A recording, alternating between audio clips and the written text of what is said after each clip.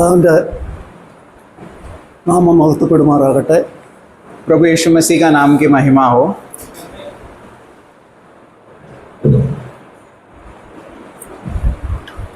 നമ്മൾ കർത്താവിൻ്റെ ആ ശുശ്രൂഷയുടെ ആ പഴയ നിയമത്തിലുള്ള ദൈവത്തിൻ്റെ ഉടമ്പടിയും പുതിയ നിയമത്തിലുള്ള ദൈവത്തിൻ്റെ ഉടമ്പടിയിലൂടെ ദൈവം എങ്ങനെയാണ് മനുഷ്യരുമായി ഇടപെട്ടതെന്നുള്ളതാണ് നമ്മൾ കേട്ടുകൊണ്ടിരിക്കുന്നത്. हम पुराने नियम के जो वाचा बांधा गया है और नए नियम के वाचा के द्वारा जिस प्रकार परमेश्वर मनुष्यों से कार्य कर रहा है, ये हम एक एक वचनों के द्वारा भाइयों से हम सुनकर आ रहे हैं. നമ്മൾ ഡിസ്പെൻസേഷനെ കുറിച്ച് പറഞ്ഞപ്പോൾ ബ്രദർ പറഞ്ഞു അതൊരു ഭവനത്തെക്കുറിച്ചാണ് ദൈവം ആ നിലയിലാണ് ദൈവം അത് കണ്ടതെന്നാണ് നമ്മൾ കേട്ടത്. जिस तरह भाई ने कहा कि जो व्यवस्था का प्रबंध के विषय में जब भाई प्रचार कर रहे थे, तभी वो भवन के विषय में जब ये कहते वक्त जिस प्रकार भवन से वो जुड़ा हुआ है उसके विषय में हमने सुना. ദൈവഹൃദയത്തിലെ ആഗ്രഹവും ഒരു ഭവനം എന്നുള്ള നിലയിലായിരുന്നു. ആ ഏദൻ മുതൽ വെളിപ്പാട് വരെയുള്ള എല്ലാ കാര്യങ്ങളും നമ്മൾ പരിശോധിക്കുമ്പോൾ ദൈവത്തിന്റെ ഹൃദയത്തിലെ ആഗ്രഹം ഒരു ഭവനം മാത്രമായിരുന്നു എന്നുള്ളതായിരുന്നു. और परमेश्वर का हृदय का आग्रह और उत्पत्ति से हम अगर देखे जाए तो हमें पता चलता है कि परमेश्वर का बहुत बड़ा हृदय का आग्रह यह है कि एक भवन होए, और वो भवन का एक वातावरण परमेश्वर के नजर में ये था. ഒരു ഭവനം എന്ന് പറയുമ്പോൾ അതൊരു കുടുംബം എന്നുള്ള നിലയിലാണ് ആ ഭവനത്തെ ദൈവം ക്രമീകരിച്ചതെന്ന് നമ്മൾ കാണുന്നു. और जब ये भवन के विषय में हम देखते वक्त परमेश्वर का ये हृदय था कि एक कुटुंब होए, एक कुटुंब का वातावरण वो भवन में आए. കാരണം ആ കുടുംബത്തിൽ അതുകൊണ്ടാണ് ആദം അവൻ ഏകനായിരിക്കുന്നത് നല്ല എന്ന് കണ്ടിട്ട് തക്ക തുണയെ അവിടെ ഒരു കുടുംബത്തെയാണ് ദൈവം ഫോം ചെയ്തത്. इसके लिए आदम के विषय में हम पढ़ते वक्त आदम अकेला है, ये परमेश्वर का हृदय को न भाते हुए परमेश्वर ने उसको एक सहभागिता, एक हेल्पर उसको देता है. എന്നാൽ അവിടെ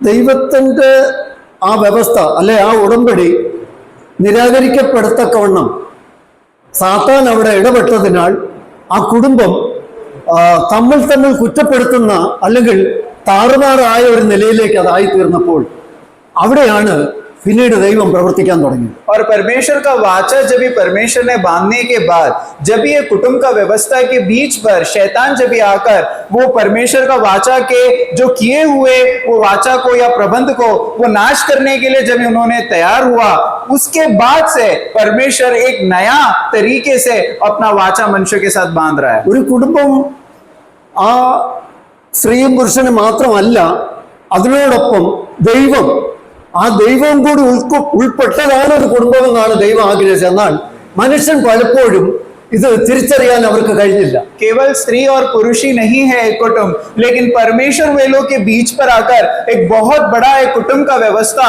जो परमेश्वर एक बहुत बड़ा जो मनुष्य गिरने के बाद जो तैयार किया है या जो वाचा बांधा है उसके व्यवस्था के बीच पे परमेश्वर आता है. നമ്മൾ മോശയെ ദൈവം വിളിച്ചപ്പോൾ मूसा को जब भी परमेश्वर ने बुलाया, അവിടെ ദൈവം അവനോട് കൽപ്പന കൊടുക്കുന്നത് സമാഗമന കൂടാരം. और परमेश्वर जब भी मूसा से बात करता है तभी हम देखते हैं कि मेल मिलाप का तंबू.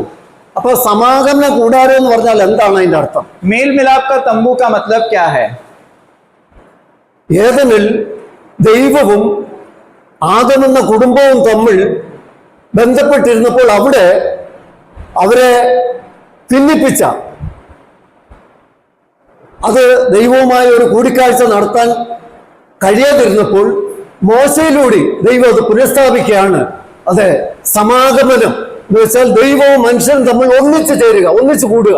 और जब भी निर्माण किया गया, आदम को तैयार किया गया और आदम और हवा के बीच पे जब भी एक बहुत बड़ा एक तगड़ा, बहुत बड़ा एक टुकड़ापन आया, जब भी शैतान बीच में आने के वजह से, उसके बाद प्रभु जब भी बात करता है, परमेश्वर एक मेल मिलाप के तंबू के द्वारा परमेश्वर अपना व्यवस्था मूसा के द्वारा स्थापना करते हुए हम पढ़ते हैं.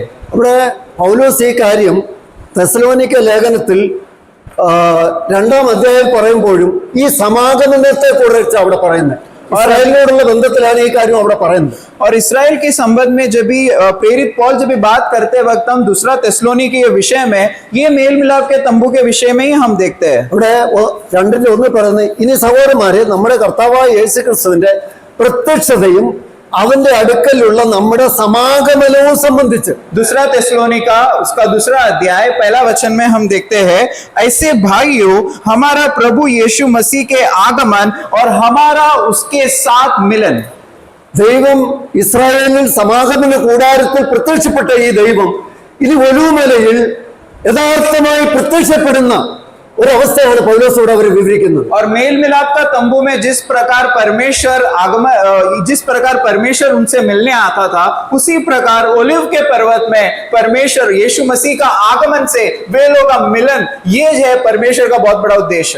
എന്നാൽ മോശയ്ക്ക് കൊടുത്ത ആ സമാഗമന കൂടാരം എന്ന ആ 3 ഭാഗം, വിശുദ്ധ സ്ഥലം, അതിവിശുദ്ധ സ്ഥലം, വിശുദ്ധ സ്ഥലം, പ്രാകാരം എന്ന ആ 3 ഭാഗങ്ങൾ ഇവിടെ നമ്മൾ ഓർക്കേണ്ടത് ദൈവം മഹാപുരോഹിതനുമായി മാത്രമേ അവർ സന്ധിക്കുന്നുള്ളൂ. और हम देखते हैं कि जब मेल मिलाप का तंबू को 3 भागों में हम देखते हैं, अति पवित्र स्थान, पवित्र स्थान और उसके बाद हाँ भारी आंगन, ये 3 चीजों में हम देखते हैं कि मेल मिलाप का तंबू को भागा गया है. और जब ये अति पवित्र स्थान में जिस प्रकार परमेश्वर वे लोग को मिलन करने आता था, അവിടെ വിശുദ്ധ സ്ഥലത്തും യഹോവയുടെ പ്രത്യക്ഷതയില്ല, പ്രാകാരത്തിലും യഹോവയുടെ പ്രത്യക്ഷതയില്ല. എന്നാൽ ഈ പ്രാകാരത്തിലും വിശുദ്ധ സ്ഥലത്തും അതിവിശുദ്ധ സ്ഥലത്തും ക്രിസ്തുവിനെ വെളിപ്പെടുത്തുന്ന, ക്രിസ്തുവിനെ കാണിക്കുന്ന പല കാര്യങ്ങളുണ്ട്. और हम देखते हैं भारी आंगन और पवित्र स्थान में परमेश्वर का आगमन या परमेश्वर का मिलन नहीं होता है, सिर्फ वो अति पवित्र स्थान में होता है. लेकिन आंगन और पवित्र स्थान में जो जो चीजें हम देखते हैं वो प्रभु यीशु मसीह का दर्शाने वाले चीजें हैं. ഒരു വിധത്തിൽ പറഞ്ഞാൽ एक तरह से देखा जाए तो ഇത് നമുക്ക് ഇങ്ങനെ വേണേ ചിന്തിക്കാം. ഇതൊരു 3 കാലഘട്ടമായി ചിന്തിക്കാം. ये हम 3 युगों के तरह हम ये सोच ആ सकते हैं. പ്രാകാരം എന്നുള്ളത് കാരണം അവിടെ യാഗങ്ങൾ, പ്രവൃത്തി, ഇതൊരു ന്യായപ്രമാണ കാലഘട്ടത്തെ കുറിച്ച് നമുക്ക് ചിന്തിക്കാം. और हम देख सकते हैं कि भारी आंगन जो है वो एक व्यवस्था का युग को बताता है, जिधर वो एक हम देखते हैं बलि के स्वरूप में जो बलि चढ़ाया जाता है और जो जिस प्रकार वध किया जाता है, ये सब एक व्यवस्था का साथ हम जोड़ सकते हैं. വിശുദ്ധ സ്ഥലത്ത് അവിടെ കാഴ്ചയപ്പമുണ്ട്, നിലവിളക്കുണ്ട്, ഇങ്ങനെയുള്ള കാര്യങ്ങൾ, ധൂപപീഠത്തിന്റെ സാന്നിധ്യമുണ്ട്. അപ്പൊ ഇതെല്ലാം ഇത് 3 ക്രിസ്തുവിനെ വെളിപ്പെടുത്തുന്നതാണ്. और हम देखते हैं कि पवित्र स्थान में जिधर दीपट है और जिधर ब्रेड है, ये सब प्रभु यीशु मसीह के जिंदगी को या उसके जीवन को दर्शाता है. എന്നാൽ അതിവിശുദ്ധ സ്ഥലത്ത് लेकिन अति पवित्र स्थान में പെട്ടകവും അതിനുമേൽ കൃപാസനവും. और हम देखते हैं एक तंबू और उसके ऊपर एक अनुग्रह का सिंहासन है. അവിടെ നമ്മൾ കാണുമ്പോൾ ആ Page number 20.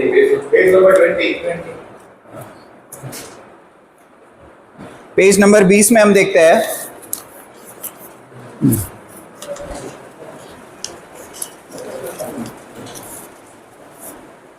അവിടെ അതിപരിശുദ്ധ സ്ഥലത്ത് പെട്ടകവും അതിന്റെ മേൽ കൃപാസനവും. और हम देखते हैं कि अति पवित्र स्थान में जो है संदूक है और उसके ऊपर जो अनुग्रह का सिंहासन हम देखते हैं, कृपासन. ഈ പെട്ടകം എന്തിനെ കാണിക്കുന്നതാണ്?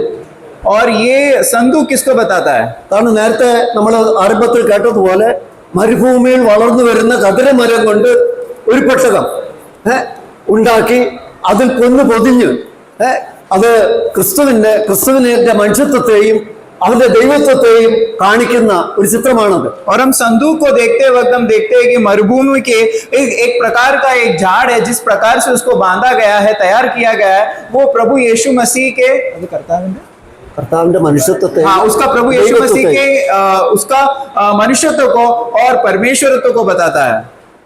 അപ്പം അവിടെ ന്യായവിധിയിലേക്ക് പോയ ചില കാര്യങ്ങൾ ആ പെട്ടകത്തിനകത്തുണ്ട്.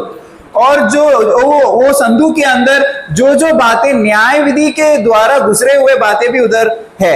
കാരണം ദൈവത്തിന്റെ കോപം വെളിപ്പെട്ട, ന്യായവിധി വെളിപ്പെട്ട ഇടം. क्योंकि परमेश्वर का क्रोध जिधर प्रकट हुआ, एक बातों को भी उसके अंदर हम देखते हैं, संदूक के अंदर. കാരണം ദൈവത്തിന്റെ കൽപ്പന കൊടുത്തപ്പോൾ അവിടെ ഒരു ന്യായവിധി നടന്നു. और परमेश्वर ने जब ये व्यवस्था दिया था तभी हम देखते हैं कि उधर एक बहुत बड़ा न्याय आया। ആ മന്നയുടെ കാര്യം വന്നപ്പോൾ ഇത് ഏതുമില്ല എന്ന് കണ്ട് അഗ്നിസർപ്പത്തെ അയച്ച് അവർ ദൈവത്തിന്റെ ഒരു ന്യായവിധി വന്നു. और हम देखते हैं जब भी परमेश्वर ने मन्ना दिया था, ये मन्ना तो तुच्छ समझकर वे लोगों ने जब भी ठुकराया, तभी हम देखते हैं उधर वापस एक न्याय विधि के द्वारा एक सर्प को उधर खड़ा रहकर बहुत सारे लोग उधर मारे जाने के विषय में हम देखते हैं। അഹരോന്റെ തളർത്ത വടി അത് അവിടെ ഒരു ന്യായവിധിയായിരുന്നു. और ഇതെല്ലാം अहरोन का जो छड़ी है वो भी एक न्याय विधि को दिखाता है। ഇതെല്ലാം അവിടെ കവർ ചെയ്യപ്പെടുന്ന ഒരു അവസ്ഥയാണ് കൃപാസനം. और ये सारे बातों को पूरी तरीके से ढकने का एक विषय को हम देखते हैं। കൃപാസനം എന്ന് പറഞ്ഞാൽ മൂടുക എന്നാണ് അർത്ഥത്തിലാണ്. कृपासन का मतलब क्या है? ढकना। ദൈവത്തിന്റെ ന്യായവിധിയെ മറയ്ക്കപ്പെടുന്ന അല്ലെങ്കിൽ മൂടപ്പെടുന്ന ഒരവസ്ഥയായിരുന്നു പഴയ നിയമത്തിലെ എല്ലാ വ്യവസ്ഥയും. और पुराने नियम में जो भी व्यवस्थाएं हैं वो सारे व्यवस्थाएं एक तरफ से ढका दिया गया था। जो न्याय विधि आने वाला है वो ढका दिया गया था, उसको हम कृपासन करके बोलते हैं। അപ്പൊ ദൈവത്തിന്റെ ആ കൃപാസനം അവിടെ പാപം നമ്മള് 32 സങ്കീർത്തനത്തിൽ ദാവീദിന്റെ സങ്കീർത്തനം നമ്മൾ കാണുമ്പോൾ നമ്മൾ കാണുന്നത് ലംഘന ക്ഷമിച്ചും പാപം മറച്ചും കിട്ടിയ മനുഷ്യൻ ഭാഗ്യവാൻ. और हम देखते हैं कि 32 भजन संगीता में अधर्म जो क्षमा किया गया है और पाप जिसका ढका है वो मनुष्य भाग्यवान। അപ്പൊ അവിടെ പാപം മറച്ച മനുഷ്യൻ എന്നാ പറയുന്നത്. और पाप जिसमें ढका गया है वो व्यक्ति के विषय में उधर कहते वक्त പാപം മറച്ചു, पाप को ढका दिया गया है। ഇതാണ് കൃപാസനം കാണിക്കുന്നത്. ये हम देखते हैं सिंहासन, कृपा के सिंहासन को देखते हैं। കാരണം നമ്മൾ ഇതിന്റെ ആ രൂപരേഖയിൽ നമ്മൾ നോക്കുമ്പോൾ അതിന്റെ ഔട്ട്ലൈൻ നമ്മൾ നോക്കുമ്പോൾ അവിടെ പഴയ നിയമ യാഗങ്ങളോടുള്ള ബന്ധത്തിൽ പരിമിതമായ അനുഗ്രഹങ്ങൾ മാത്രമാണ് അതിനകത്തുള്ളതെന്ന് കാണുന്നു. പാപങ്ങൾ നീക്കപ്പെടുന്നില്ല, അത് മറയ്ക്കപ്പെടുക മാത്രമേ ഉള്ളൂ എന്ന് കാണുന്നു. പാപത്തിന് പരിഹാരം സമ്പൂർണമായി വരുന്നില്ല എന്ന് കാണുന്നു. ഈ മറയ്ക്കപ്പെടുന്നതുകൊണ്ട് നമ്മുടെ പാപത്തെ പൂർണ്ണമായി നീക്കം ചെയ്യാത്തതുകൊണ്ട് സിദ്ധന്മാരാക്കാൻ നമ്മളെ കഴിയുന്നില്ല. അവിടെ മനസാക്ഷി ശുദ്ധീകരിക്കപ്പെടാൻ കഴിയുന്നില്ല.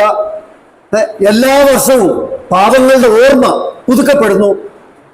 ഈ നിയമം ശാപത്തിന് കീഴാകുന്നു. ഒരു മനുഷ്യനെയും ഇത് നീതീകരിക്കുന്നില്ല.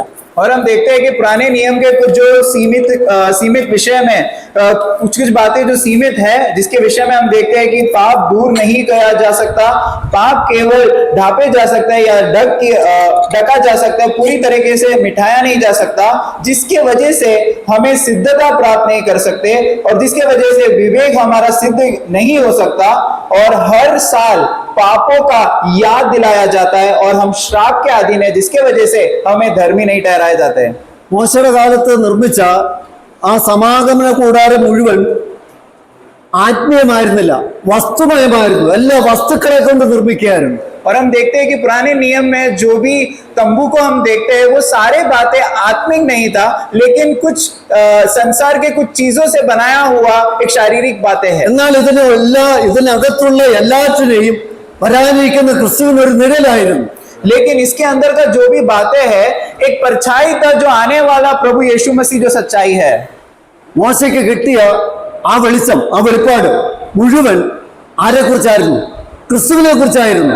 मूसा को मिला हुआ सारा प्रकटीकरण वो किसके बारे में था? वो प्रभु यीशु मसीह के बारे में था। എന്നാൽ മോശയ്ക്ക് കിട്ടിയ ഈ വെളിച്ചം, ഈ അനുഗ്രഹം ഇസ്രായേൽ ജനത്തിലേക്ക് പകരപ്പെടാൻ മോശയ്ക്ക് കഴിഞ്ഞില്ല.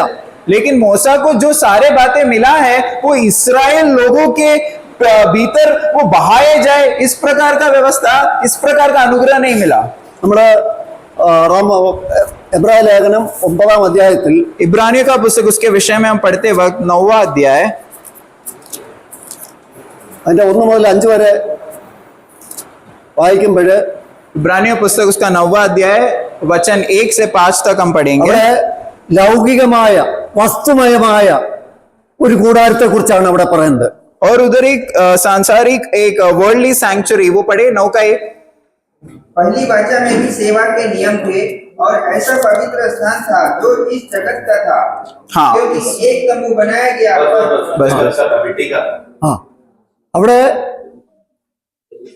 വസ്തുമയമായ ചില കാര്യങ്ങൾ ആ പഴയ നിയമത്തിൽ ആ ആലയത്തിനുള്ളിൽ അല്ലെ സമാഗമന കൂടാരത്തിൽ ഉണ്ടായിരുന്നു. और ये मेल मिलाप के तंबू के अंदर हम देखते हैं कि ये संसार से बनाया हुआ, चीजों से बनाया हुआ, हम मिट्टी से बनाया हुआ एक तंबू को हम देखते हैं. ഇത് നമ്മള് എബ്രായലേഖനം 3-ാം അധ്യായത്തിൽ പറയുമ്പോൾ ഇതൊരു ഭവനമായിരുന്നു എന്ന് പറയുന്നത്. और इब्रानी का पुस्तक 3रा अध्याय में हम देखते हैं ये एक भवन था. അവിടെ 2-ാം അധ്യായ വാക്യത്തിൽ 3:2 പറയുന്നത് മോശ ദൈവ ഭവനത്തിലൊക്കെയും വിശ്വസ്തനായിരുന്നു. 3:2 में हम पढ़ते हैं मूसा जिस प्रकार परमेश्वर के इस भवन में विश्वास योग्य था. അപ്പം അവൻ വിശ്വസ്തനായിരുന്നെങ്കിലും അവനൊരു ദാസനായിരുന്നു. वो विश्वास योगी भले था लेकिन वो एक दास था, അധികാരിയല്ല. वो अधिकारी नहीं है. ദൈവം എന്ത് പറയുന്നു അത് അതുപോലെ ചെയ്യാനുള്ള ദൈവത്തിന്റെ കാര്യങ്ങളെ നിവർത്തിക്കുന്ന ഒരു ദാസൻ. लेकिन वो क्योंकि वो अधिकारी नहीं है, दास है, जिसके वजह से परमेश्वर जो भी बातें कहता है वो बातों को पूरा करने वाला, ये वो बातों को पूरी तरीके से कायम करने वाला या लागू करने वाला एक व्यक्ति था.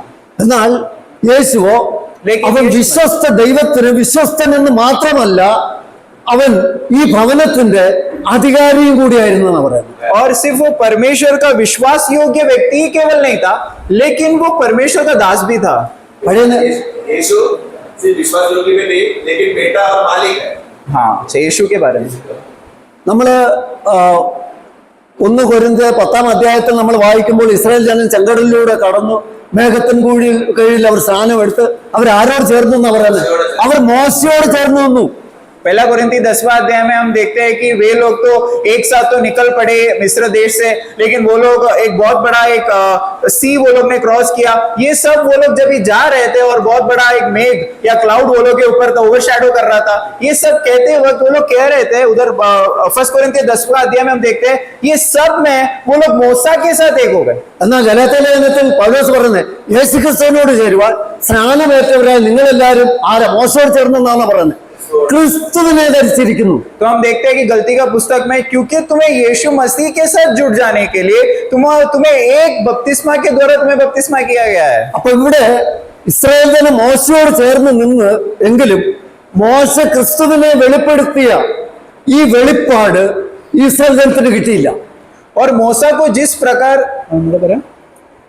അവർ മേഘത്തിന്റെ കീഴിലൂടെ സ്നാനമേറ്റ് അവർ മോശയോട് ചേർന്നുവെങ്കിലും അവർ ആ മോശയ്ക്ക് കിട്ടിയ വെളിച്ചം, മോശയ്ക്ക് ക്രിസ്തുവിനെ കുറിച്ച് ആ വെളിപ്പാട് കിട്ടിയ, പക്ഷെ ഈ ക്രിസ്തുവിനെ മോശയിലൂടെ അവർക്ക് കിട്ടിയില്ല.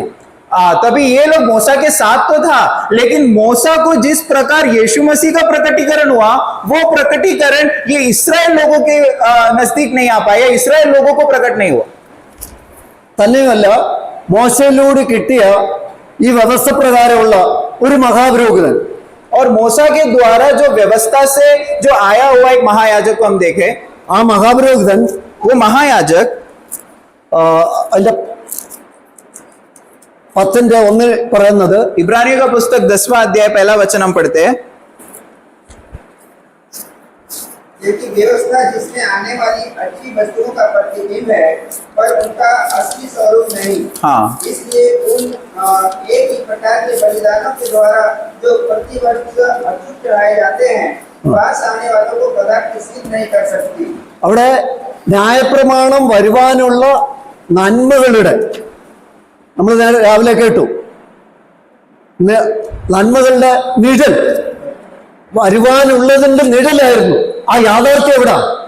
മോശയിലൂടെയല്ല, ക്രിസ്തുവിൽ. और हम देखते हैं व्यवस्था जो है वो आने वाले भलाई बातों का सिर्फ एक प्रतिबिंब करने वाला एक चीज है, परछाई है, लेकिन वो मसीह नहीं है. मसीह नहीं है. മോശ മോശ അല്ല, ക്രിസ്തുവിലൂടെ. राइट बोला, राइट क्या बोल रहे हैं? അതായത് ആ നന്മ എന്താ? वो भलाई बात क्या है? ഈ മഹാപുരോഹിതനിലൂടെ നമുക്ക് കിട്ടുന്ന നന്മ എന്താ? ये महायाजक के द्वारा हमें जो भलाई मिल रहा है वो क्या है? പഴയ നിയമത്തിൽ पुराने नियम में ഒരു നന്മ എന്ന് പറയുന്നത് മഹാപുരോഹിതനിലൂടെ അവർക്ക് ജനത്തിന് ഒരു നന്മ കിട്ടുന്നില്ല.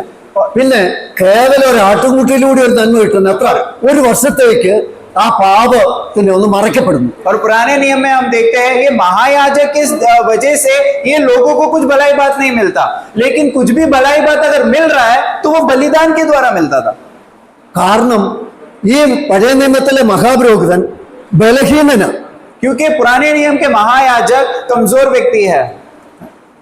അവിടെ നമ്മൾ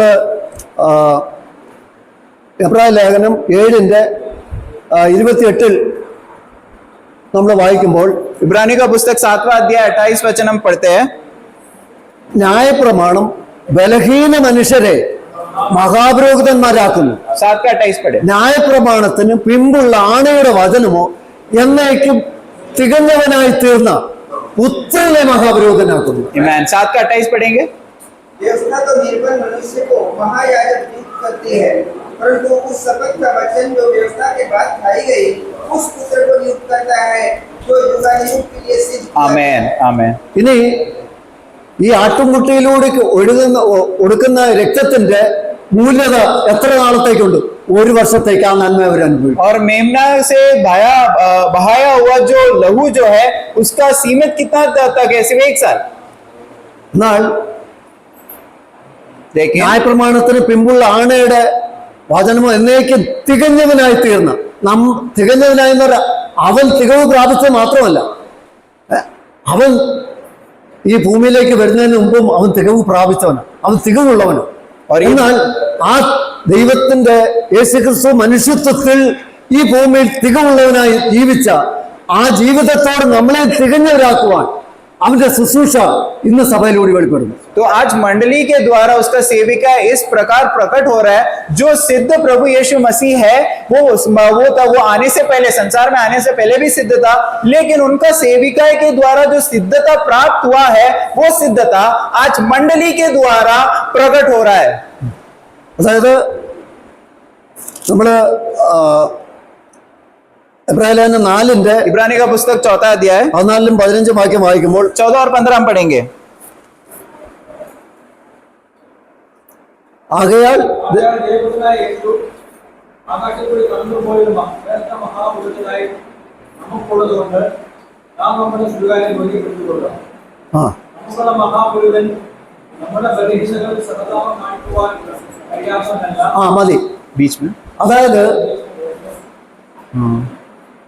वर्स को ना इंग्लिश में अच्छा, Hebrews chapter 3 verse 14 and 15, 4 verse 14 and 15। അവിടെ ദൈവപുത്രനായ, അപ്പം ന്യായപ്രമാണത്തിന്റെ പിമ്പുള്ള ആണയോ ഈ പുത്രനെ തികഞ്ഞവനാക്കുന്നു, അല്ലേ? ये व्यवस्था के पीछे जो शपथ है वो एक पुत्र को लाता है। തികഞ്ഞവനായ പുത്രനെ മഹാപുരോഹിതനാക്കും. ഈ മഹാപുരോഹിതൻ ഇതിലെ കൂടെ കടന്നുപോയെന്ന് പറഞ്ഞേ, ആകാശത്തിൽ കൂടി കടന്നുപോയ അവന്റെ പേര് ശ്രേഷ്ഠ മഹാപുരോഹിതൻ.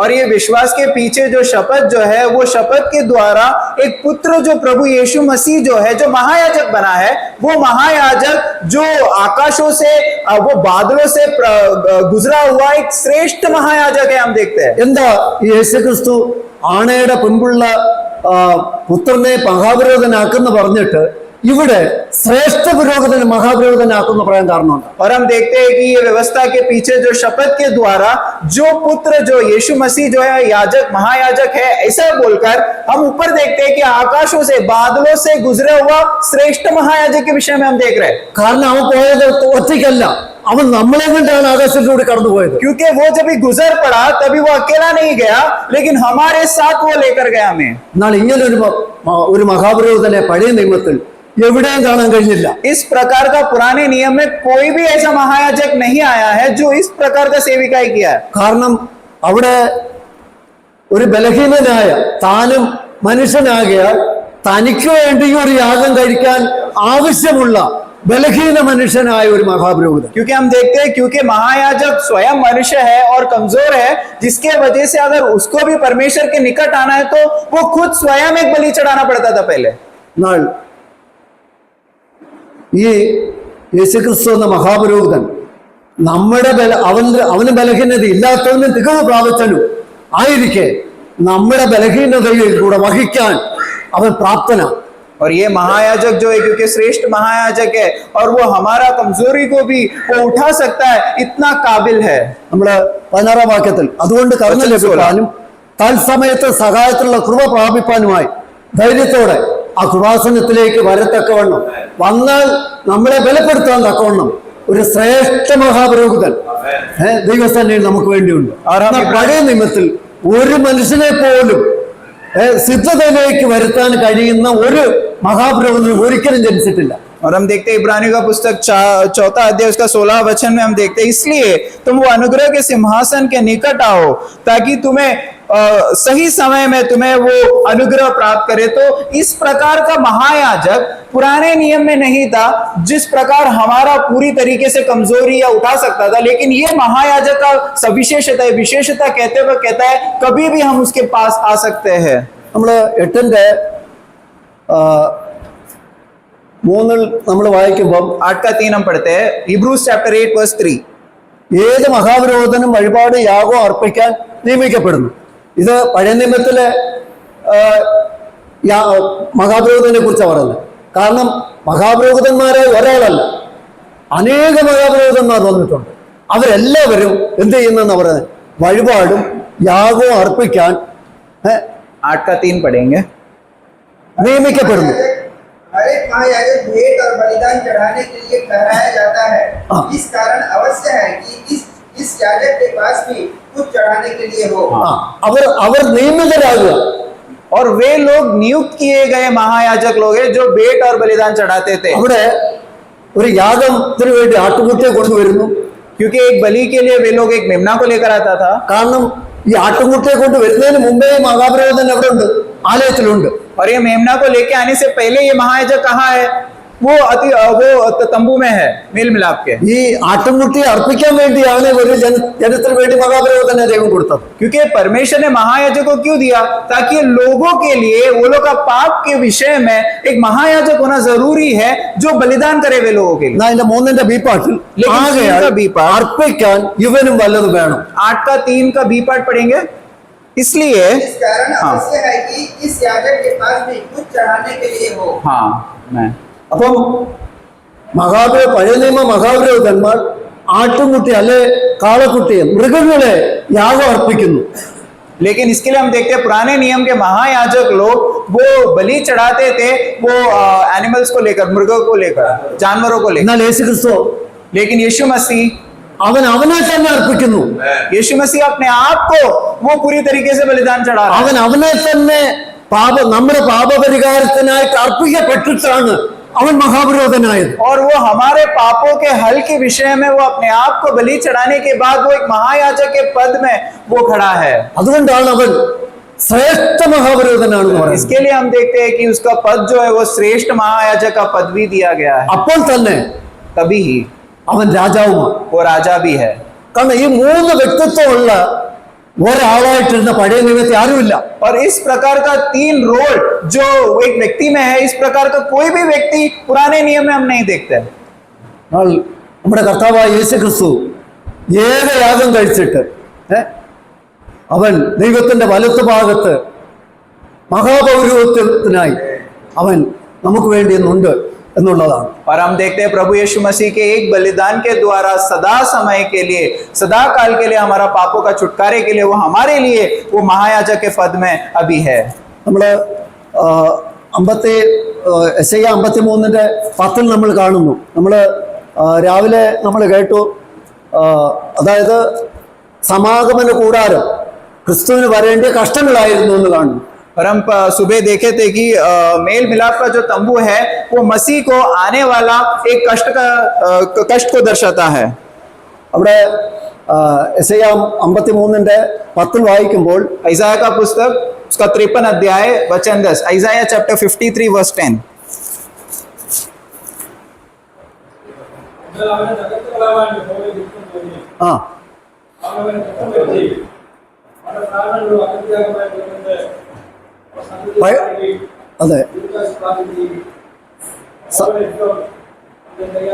ആ എന്നാൽ ആ യഹോവയുടെ ഇഷ്ടം അവന്റെ കയ്യാൽ ന്യായപ്രമാണ പ്രകാരം ഏതെങ്കിലും മോശയുടെ കാലത്തോ യോശുവയുടെ കാലത്തോ ആ കൂടാരത്തിൽ അവന്റെ ഇഷ്ടം നിറവേറിയോ?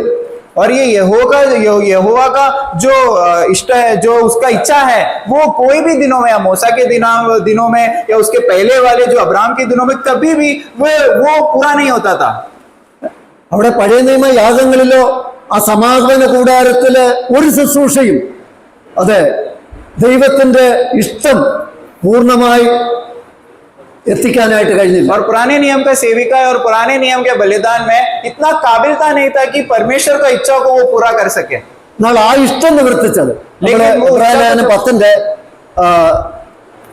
10:8 നമ്മൾ വായിക്കുമ്പോൾ, लेकिन वो इच्छा को पूरा किया हुआ हम इब्रानियों का पुस्तक 10वां अध्याय ന്യായപ്രമാണ പ്രകാരം കഴിച്ചു വരുന്ന യാഗങ്ങളും വഴിപാടുകളും സർവാംഗ ഹോമങ്ങളും പാപയാഗങ്ങളും ഇതൊന്നും നീച്ചിച്ചില്ല. ഇതൊന്നും നിന്റെ ഹൃദയത്തിലല്ലായിരുന്നു. ഈ യാഗങ്ങളെ എല്ലാം താൽക്കാലികമായി നിഴലായി അർപ്പിച്ചപ്പോഴും പിതാവായ ദൈവത്തിന്റെ ഹൃദയത്തിൽ എന്തായിരുന്നു? തന്റെ മകൻ ഇങ്ങനെ കഷ്ടം അനുഭവിച്ച് ഭരിക്കുമെന്നുള്ളതായിരുന്നു. इब्रानियों का पुस्तक 10 का 8 पढ़ेंगे जल्दी. ऊपर तो वह कहता है, न तूने बलिदान और भेंट और होम बलियों और पाप बलियों को चाहा और न उनसे प्रसन्न हुआ, यद्यपि ये बलिदान तो व्यवस्था के अनुसार चढ़ाए जाते हैं. हाँ, बस अभी हम देखेंगे ये व्यवस्था के अनुसार चढ़ाया हुए जो भी बलिदान है, जो भी दान है और जो भी होम बलिया है, ये सारे बातें जब भी पुराने नियम में चढ़ाते वक्त परमेश्वर का हृदय का आग्रह पूरा कभी हो रहा है, जब भी उसका पुत्र प्रभु यीशु मसीह का बलिदान हो रहा है. तभी നമ്മൾ 10-ാം അധ്യായത്തിന്റെ ആ ഒന്നാം വാക്യത്തിൽ നമ്മൾ വായിക്കുമ്പോൾ ആ യാഗങ്ങൾ സൽഗുണപൂർത്തി വരാൻ ഒരു നാൾ കഴിയത്തില്ലെന്നാ പറയുന്നത്. और हम देखते हैं इब्रानी का पुस्तक उसका 10वां अध्याय पहला वचन में हम देखते हैं कि वो पूरी तरीके से एक सिद्धता प्राप्त नहीं कर सकता था पुराने नियम के बलिदान. 12-13 വാക്യം വായിക്കുമ്പോൾ, लेकिन 12, 13 और 14 हम वाक्य पढ़ते वक्त പാപങ്ങൾക്ക് വേണ്ടി ഏകയാഗം കഴിച്ചിട്ട് എന്നേക്കും ദൈവത്തിന്റെ വലത്തുഭാഗത്തിരുന്നുകൊണ്ട് തന്റെ ശത്രുക്കൾ തന്റെ പാദപീഠമാകോളം കാത്തിരിക്കുന്നു. അങ്ങനെ ഏകയാഗത്താൽ അവൻ വിശുദ്ധീകരിക്കപ്പെടുന്നവർക്ക് സദാകാലത്തേക്കും സൽഗുണപൂർത്തി വരുത്തിയിരിക്കുന്നു. 10 का 12, 13, 14 पढ़ेंगे इब्रानियों. परंतु यह व्यक्ति तो पापों के बदले एक ही बलिदान सर्वदा के लिए चढ़ाकर परमेश्वर के दाहिने जा बैठा और उसी समय से उसकी बाट जो रहा है कि उसके बैरी उसके पांव के नीचे की पीढ़ी बनी, क्योंकि उसने एक ही चढ़ावे के द्वारा उन्हें जो पवित्र किए जाते हैं सर्वदा के लिए सिद्ध कर दिया. आमीन. ഈ സൽഗുണപൂർത്തി വരുത്താൻ കഴിയില്ല, സൽഗുണപൂർത്തി വരുത്തി എന്ന് പറയുമ്പോൾ അവിടെ രണ്ട് കാര്യങ്ങളാ. ഒന്ന്, നമ്മൾ 10-11 വാക്യം വായിക്കുമ്പോൾ सर्वदा सिद्ध किया गया है करके हम एक जगह पे पढ़े और सर्वदा सिद्ध नहीं कर पाए करके हम पढ़े. तभी ये पढ़ते वक्त भी हमें ये अंतर ये समझना है. वचन 11 में हम पढ़ते वक्त ഏത് മഹാപുരോഹിതനും कोई भी ദിവസേന ശുശ്രൂഷിച്ചും പാപങ്ങളെ പരിഹരിപ്പാൻ ഒരു നാളും കഴിയാത്ത അതേ യാഗങ്ങളെ കൂടെ കൂടെ അർപ്പിച്ചുകൊണ്ട് നിൽക്കുന്നു. കാരണം അവനിരിക്കുന്നില്ല, പിന്നെ യാഗമുണ്ട്, പിന്നെ നൽകുണപൂർത്തി വരുത്താനുണ്ട്. കാരണം അതിന്റെ അന്ത്യമായില്ല. ഹൃദയത്തെ തൃപ്തിപ്പെടുത്തിയിട്ടില്ല, സ്വസ്ഥത വരുത്തിയിട്ടില്ല. ये महायाजक का सविशेषता, यह बहुत बड़ा खासियत यह है कि ये महायाजक कभी बैठता नहीं है, क्योंकि ये इसको एक विश्राम नहीं है. क्योंकि एक बलि चढ़ाने के बाद दूसरा बलि उधर चढ़ाने के लिए वो तैयार होना है. क्योंकि हर बलि के बाद हर बलि आते आते ये महायाजक एक विश्राम ना करने वाला एक स्थिति में आ जाता है.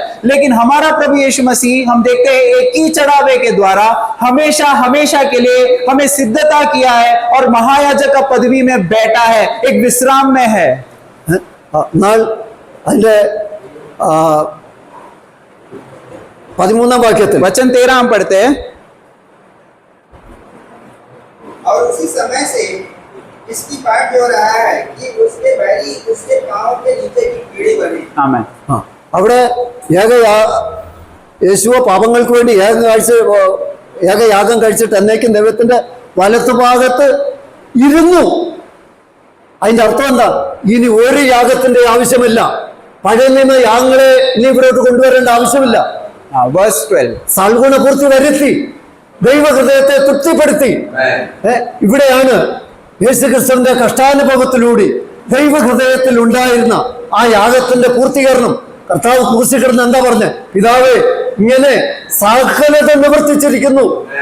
और सर्वदा के लिए पूरी तरीके से सिद्ध किया गया है करके हम पढ़ते वक्त हमें समझना है कि प्रभु यीशु मसीह जब एक क्रूस पे था तभी वो यूं कहा कि अभी इस प्रकार सारा बातें पूरा हो गया है करके पिता को कहते वक्त अभी कोई भी बलिदान का जरूरत नहीं है, कोई भी महायाजक का जरूरत नहीं है। एक महायाजक का पद में हमेशा हमेशा के लिए एक बलिदान के चढ़ावे के द्वारा सिद्ध करने के बाद वो बैठा है, जिसके वजह से हम देखते हैं कि अभी बलिदान का जरूरत नहीं है और एक महायाजक का जरूरत नहीं है। നമ്മുടെ 10-ാം അധ്യായത്തിന്റെ ഒന്നിൽ നമ്മൾ വായിച്ചു വരുവാനുള്ള നന്മകളുടെ നിഴൽ.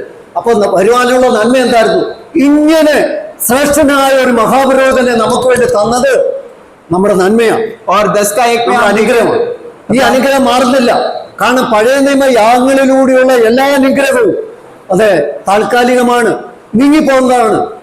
और इब्रानी का पुस्तक 10 का 1 में हमने पढ़ा कि आने वाले भलाइयों के एक प्रतिबिंब के तौर पर जिस प्रकार एक एक बलिदान चढ़ाया जाता था वो सारा बलिदान जो है वो प्रभु यीशु मसीह के ऊपर दर्शाता है। ഇനി ബാക്കി നന്മകൾ പിന്നാലെ അനേക കിടക്കുക. കാരണം നീതീകരണം, നമ്മുടെ വിശുദ്ധീകരണം, ദൈവത്തിങ്കിലേക്കുള്ള നമ്മളുടെ ആ എൻട്രൻസ്, അങ്ങനെ എല്ലാ നന്മയും വരുവാനുള്ള നന്മയായിരുന്നു. और आने वाले ക്രിസ്തുവിലൂടെ നമുക്ക് ലഭിച്ചു കഴിഞ്ഞു. और आने वाले भलाई चीज जब उधर कहते हुए क्या क्या है भाइयों, वो हमें धर्मी ठहराता है, वो हमें धार्मिकता का वस्त्र देता है। इस प्रकार का जो भी भलाई बातें हैं हमें मसीह के द्वारा मिलने वाला है, उसका एक प्रतिबिंबित एक छाया के तौर पर हम पुराने नियम के हर चीजों को हम देखते हैं। 2 കൊരിന്ത്യർ നമ്മള് അതിന്റെ 2 കൊരിന്ത്യർ 3 दूसरा कोरिन्थी उसका 3रा अध्याय 2 Corinthians chapter 3 അതിന്റെ 7 വായിക്കുമ്പോൾ chapter 3 verse 7 2 കല്ലിൽ Corinthians അക്ഷരമായി കൊത്തിയിരുന്ന മരണ ശുശ്രൂഷ നീക്കം വരുന്നതായ മോശയുടെ തേജസ് നിമിത്തം ഇസ്രായേൽ മക്കൾക്ക് അവന്റെ മുഖത്ത് നോക്കിക്കൂടാതെ വണ്ണം തേജസ്സുള്ളതായെങ്കിൽ ആത്മാവിന്റെ ശുശ്രൂഷ അധികം തേജസ്സുള്ളതായിരിക്കില്ലയോ? दूसरा कोरिन्थी 3 का 7 पढ़ेंगे जल्दी। ഇവിടെ यदि मृत्यु की ओर वाचा जिससे अक्षर पत्रों पर खोदे गए थे, यहाँ तक तेजोमय हुई कि मूसा के मुंह पर के तेज के कारण जो घटता भी जाता था, इस्राएली उसके मुंह पर दृष्टि नहीं कर सकते थे। मैं അവിടെ നമ്മൾ കാണുന്നത് ഈ ന്യായപ്രമാണം കയ്യിൽ പിടിച്ചിരുന്ന മോശയുടെ ത്വക്ക് പ്രകാശിച്ചു. और व्यवस्था जो हाथ पे पकड़ा हुआ मूसा का चमड़ा जो है, मूसा का जो मुंह जो है वो प्रकाशित हो गया। ഇസ്രായേൽ മക്കൾക്ക് മോശയെ കാണാതെ മോശയുടെ മുഖത്ത് നോക്കാൻ കഴിയാതെ വണ്ണം അത് തേജസ്സായിരുന്നു. और इस्राएल घराने के लोग जो इस्राएल बच्चे लोग जो है वो मूसा के मुंह के और भी नहीं देख सकते थे, इतने अधिक वो शोभा हो गया। അപ്പൊ മോശ ഇവർ കാണുന്ന ഇവര് മോശ എന്ത് ചെയ്യും? മൂടുപടാണ്. लेकिन मूसा को देख नहीं सकते थे, इसके लिए मूसा ने क्या किया? एक वेल हाँ डाला, पर्दा डाला। എന്നാൽ ഈ മോശയുടെ തേജസ് ഇച്ചിരി ഒന്ന് പകരാൻ ഇസ്രായേൽ മക്കളിൽ ആർക്കെങ്കിലും പകരാൻ പറ്റിയോ? लेकिन मूसा का इस जो महिमा जो तेजस जो है वो इस्राएल के कोई भी लोगों के ऊपर बहाने हुआ क्या? എന്നാൽ നമ്മുടെ കർത്താവായ യേശു ക്രിസ്തുവിന്റെ മുഖ തേജസ് നമ്മള് ആ തേജസ് ഇന്ന് ലോകമനുഷ്യരല്ല കാണുന്നത്. ആര് കാണുന്നു? मुखामुख കാണുന്നു. मैन इसके लिए हमारा प्रभु यीशु मसीह का मुंह का जो तेजस जो है वो आज कौन देख रहा है भाई? आज संसार के लोग नहीं, लेकिन हम कलीसिया मंडली है वो आमने सामने देखने तौर पे वो प्रभु यीशु मसीह का मुंह का जो प्रकाशित हम देख रहे हैं। ഇബ്രാഹിം 2:9 എങ്കിലും ദൈവകൃപയാൽ എല്ലാവർക്കും വേണ്ടി മരണം ആസ്വദിപ്പാൻ ദൂതന്മാരിലും താഴ്ച വന്നവനായ യേശു മരണം അനുഭവിച്ചത് കൊണ്ട് കഷ്ടാനുഭവത്തിലൂടെ കടന്നുപോയിട്ട് അതെ അവനെ ഇന്ന് മഹത്വവും തേജസ്സും അണിഞ്ഞവനായി നാം കാണുന്നു, സഭ കാണുന്നു. इसके लिए हम इब्रानी का മൂടുപടയിട്ടിട്ടില്ല. കർത്താവിങ്കിലേക്ക് നമ്മൾ തിരിയുമ്പോൾ നമ്മളാണ് മൂടുപടയിടുന്നത്. പലപ്പോഴും കർത്താവിങ്കിലേക്ക് തിരിയുമ്പോൾ നമ്മുടെ മൂടുപട മാറിപ്പോവുക. इसके लिए हम देखते हैं इब्रानी का पुस्तक 2 अध्याय 9वां वचन में हम देखते हैं वो यीशु को देख रहे हैं जो स्वर्गदूतों से भी थोड़ा अपने आप को नम्र करके वो मृत्यु का सफरिंग के द्वारा वो मृत्यु को चका। तो वो मृत्यु को चकने के वजह से उसका हम यीशु मसीह के और मुड़ते वक्त क्या होता है, वो एक जो पर्दा जो था हमेशा हमेशा के लिए जो था वो फट गया है। वो पर्दा फटने की वजह से अभी यीशु मसीह का मुंह को हम आमने सामने देख सकते हैं। നമ്മൾ അതിന്റെ 6ാം വാക്യത്തിൽ वचन 6 में हम देखते हैं അക്ഷരം കൊല്ലുന്നു, ആത്മാവോ ജീവിപ്പിക്കുന്നു, ജീവൻ തരുന്നു. दूसरा कोरिन्थी 3:6 में हम देखते हैं अक्षर जो है वो मृत्यु लाता है लेकिन आत्मा जो है वो जीवन देता അപ്പൊ ഈ है. തേജസ്, മോശയുടെ മുഖം തേജസ്സായി തീർന്ന ഈ അക്ഷരമായ, കല്ലിൽ കൊത്തിയ അക്ഷരമായ ഈ ന്യായപ്രമാണം, ഈ അക്ഷരം നമ്മളെ എന്ത് ചെയ്യുന്ന പറയുന്നത്? നമ്മളെ കൊല്ലുന്നു. और हम देखते हैं ये पत्रों में जो अक्षर के स्वरूप में लिखा हुआ ये व्यवस्था जो है वो हमें जब भी मारता है या हमें मृत्यु के ओर लाता है, लेकिन आत्मा जो है वो जीवन लाता है करके हम इधर देखते हैं. ഈ അക്ഷരം എന്താ? और ये अक्षर क्या है? ന്യായപ്രമാണത്തെ കാണിക്കുന്നു. व्यवस्था को दिखाता है. ആത്മാവോ लेकिन आत्मा സുവിശേഷത്തെ കാണിക്കുന്നു. वो सुसमाचार को दिखाता है. നമ്മള്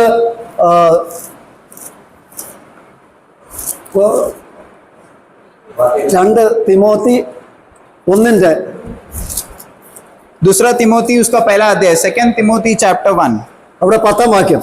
वर्स 10. ഇപ്പോൾ മരണം നീക്കുകയും സുവിശേഷത്തിന്റെ ജീവനും അക്ഷയതയും വരുത്തുന്നു. वचन 10 पढ़ेंगे. अब हमारे उद्धारकर्ता मसीह यीशु के प्रकट होने के द्वारा प्रकाशित हुआ, जिसने मृत्यु का नाश किया और जीवन और अमरता को उस सुसमाचार के मैन द्वारा मैन प्रकाशित मैन किया। അപ്പൊ ആത്മാവ് എന്ത് ചെയ്യുന്നു? तो आत्मा क्या करता है? ജീവൻ തരുന്നു. അക്ഷയത, ക്ഷയമുള്ളതിനെ എന്താക്കി തീർക്കുന്നു? ക്ഷയമില്ലാത്തതാക്കി और हम देखते हैं आत्मा क्या करता है? जीवन देता है. सिर्फ केवल जीवन नहीं, एक अमृतता देता है जो इमोर्टैलिटी है, जो कभी मर नहीं सकता. इस प्रकार का जीवन. ഈ അക്ഷരം എന്ന ന്യായപ്രമാണം എന്ത് ചെയ്യുക? കുറ്റക്കാരായ മനുഷ്യരെ കണ്ടെത്തുക, ഓരോരുത്തരിലും അന്വേഷിക്കുക, കണ്ടെത്തിയിട്ട് എന്താ ചെയ്യുന്നത്? और हम देखते शिष्ट विधिक्या। हैं पत्रों में जो लिखा होगा जो अक्षर है, जो व्यवस्था है, वो हर व्यक्ति में क्या क्या दोष है ये देखता है, लेकिन आत्मा उस प्रकार नहीं. കുറ്റക്കാരായവരെ കണ്ടെത്തിയിട്ട് അവ എന്താ രക്ഷിക്കുന്നില്ല. और जो दोष ढूंढने के बाद ശിക്ഷ വിധിക്കുക. मैन और ये ആ, व्यवस्था जो है वो दोष ढूंढने के बाद वो कभी उसका हल नहीं लाता, എന്നാൽ ആത്മാവിന്റെ ശുശ്രൂഷ लेकिन आत्मा का सेविका है. കുറ്റക്കാരായ മനുഷ്യരെ കണ്ടെത്തിയിട്ട് നിത്യജീവൻ കൊടുക്കുന്നു. दोष चढ़ाए हुए व्यक्तियों को ढूंढकर अनंत काल का जीवन देता है. ന്യായപ്രമാണത്തിൽ നിന്ന് നമ്മളെ സ്വതന്ത്രമാക്കുന്നു. व्यवस्था के पूरी जंजीर से हमें वो स्वतंत्रता में लाता है. അപ്പം ഈ മരണ ശുശ്രൂഷ ലഭിച്ച ദിവസം തന്നെ എത്ര പേര് മരിച്ചു? और मृत्यु का ये सेविका है, ये प्राप्त होने के समय में कितने लोग मारे गए? 3000 പേര്. 3000 लोग. പുറപ്പാട് പുസ്തകത്തിൽ അതിന്റെ 32:29 निर्गमन का पुस्तक 32 का अध्याय वचन ന്യായപ്രമാണം 29. പിടിച്ചുകൊണ്ട് ഇറങ്ങി വന്ന് മോശ കാണുന്ന എന്താ? വിഗ്രഹാരാധന. ഒരു വിഗ്രഹത്തെ ഉണ്ടാക്കലെന്ന് പറഞ്ഞ ആ ആദ്യത്തെ കൽപ്പന നിലനിർത്തിയിരിക്കുന്നു. और हम देखते हैं एक्सोडस 32 वर्स 29 में हम देखते हैं कि जब भी मूसा जो है वो व्यवस्था को लेकर वो पर्वत से नीचे आ रहा था, पहला कल्पना जो है, जो व्यवस्था दिया गया था परमेश्वर ने, वो ही उधर उल्लंघना हो गया, वो उधर पूरी तरीके से नकारा गया, क्योंकि एक मूर्ति पूजा का एक सेविका में इसराइल के लोग आ पहुंचे. അവിടെ 3000 പേര് വീഴുന്നു. 3000 लोग उधर मारे जाते हैं. എന്നാൽ അപ്പോസ്തല പ്രവൃത്തി 2:41-42 വായിക്കുമ്പോൾ പൗലോസിന്റെ ഒറ്റ പ്രസംഗം കൊണ്ട്, പത്രോസിന്റെ ഒറ്റ പ്രസംഗം കൊണ്ട് 3000 പേർ നിത്യജീവൻ പ്രാപിക്കുന്നു. और प्रेरित का अध्याय उसका 2 का 41-42 में हम पढ़ते हैं कि जिधर 3000 लोग जब भी वो व्यवस्था के द्वारा मारे गए, अब यीशु मसीह के वो व्यवस्था के द्वारा जब भी प्रेरित पत्रोस के प्रचार के द्वारा 3000 लोग उधर उद्धार प्राप्त कर रहे हैं. കല്ലിൽ കൊത്തിയ അക്ഷരം അത് ജഡീയ ശുശ്രൂഷ, നമ്മുടെ പ്രവൃത്തിയാണ്. ആ പ്രവൃത്തി നമ്മളെ കൊന്നുകൊണ്ടേയിരിക്കും. और पत्रों में जो अक्षर लिखा हुआ जो व्यवस्था जो है वो हमें हमेशा हमेशा मार देता है. എന്നാൽ ഇന്ന് പുതിയ നിയമവ്യവസ്ഥ പ്രകാരം ഇന്ന് നമ്മൾ ഭവനത്തെ കുറിച്ചാണ് കേട്ടുകൊണ്ടിരുന്നത്. ആ ക്രിസ്തു തന്നെ നമ്മൾ എബ്രായലേഖനം 3-ാം അധ്യായത്തിൽ കാണുന്നു. അതായത് എബ്രായലേഖനം 3-ാം അധ്യായത്തിൽ नए नियम का व्यवस्था के विषय में जो इब्रानियों का पुस्तक 3 अध्याय में हम देखते हैं ക്രിസ്തു അവന്റെ ഭവനത്തിന് ഒതുക്കെ അധികാരിയായി പുത്രനായി വന്നിട്ട് ഈ പ്രത്യാശയുടെ ധൈര്യവും പ്രശംസയും നാം അവസാനത്തോളം മുറുകെ പിടിച്ചുകൊണ്ടാൽ നാം തന്നെ അവന്റെ ഭവനമാവുന്നു. അവൻ നമുക്ക് വസിക്കാൻ യേശു ക്രിസ്തു നമ്മുടെ ഭവനമായും 3 का 6 ദൈവത്തിന് വസിക്കാൻ നമ്മുടെ ഭവനമായും ആ സമാഗമന കൂടാരത്തിന്റെ ഒരു യാഥാർത്ഥ്യം, ഒരു നിത്യഭവനം ഇതായിരുന്നു ദൈവത്തിന്റെ വാഗ്ദാനം. और परमेश्वर का बहुत बड़ा वाचा क्या है भाई बहनों, कि ये है कि परमेश्वर और हम जो है मंडली के स्वरूप एक भवन में एकत्र होकर मिलन होए, क्योंकि हम वो 3:6 में हम पढ़ते हैं, क्योंकि परमेश्वर स्वयं हमारा भवन बन चुका है। 3:6 में हम इस प्रकार पढ़ते हैं कि मसीह जो है वो अपने भवन में एक पुत्र के द्वारा जो है, और हम ही उसके भवन बन चुके हैं। इस प्रकार का एक संगति, इस प्रकार का एक मेल मिलाप, ये परमेश्वर का हृदय आग्रह और उद्देश्य था। ഇന്ന് യാഥാർത്ഥ്യമായ ദൈവത്തിന്റെ ഹൃദയാഭിലാഷമായിരുന്ന ആ ക്രിസ്തു ഭവനം, ക്രിസ്തുവിനെ തലയാക്കിക്കൊണ്ട് ആ ഒരു വിശുദ്ധ മന്ദിരമായി, വിശുദ്ധ ഭവനമായി ഇന്ന് ദൈവം നമ്മെ തീർത്തു. और परमेश्वर ने हमें इस प्रकार का स्थिति में लाया गया है, जो परमेश्वर स्वयं, जो मसीह स्वयं वो मंडली का एक सिर बनकर, हमें उसका शरीर के भाग बनाकर, वो एक भवन के द्वारा हमें एकत्र और मिलाकर वो एक मंडली के स्वरूप में हमें तैयार किया है। इस प्रकार हमारा प्रभु का नाम महिमा हो।